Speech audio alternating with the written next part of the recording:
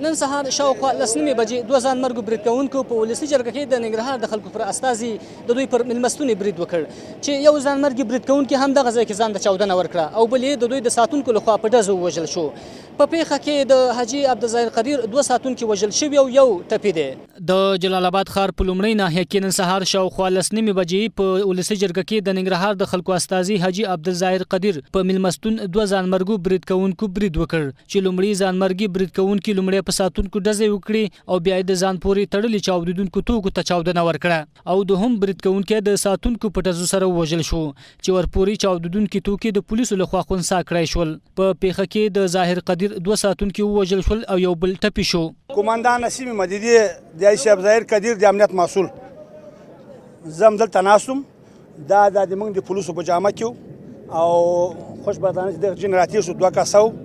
یو دی ورکه ځان والو زه خپل د ناسوم دی ورکه ناسوم او یو 2 پیراداران شو ځان والو یو منګوشته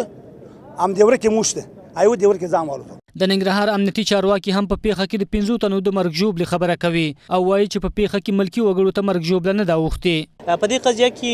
2 ساتونکي د حاجي صاحب شهیدان شوي یو ټپي شوی دی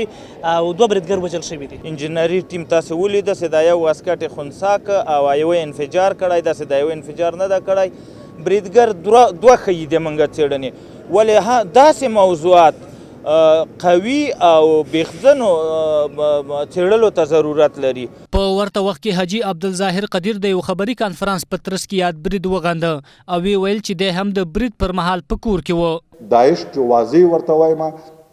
دا اعلان ورته یو واري بیا کوم چې ان شاء الله پس لاختر نه به ستاسو پر ضد باندې که حکومت دی وਹੀ کنه دی وਹੀ که بین المللي ټولنه دی وਹੀ کنه دی وਹੀ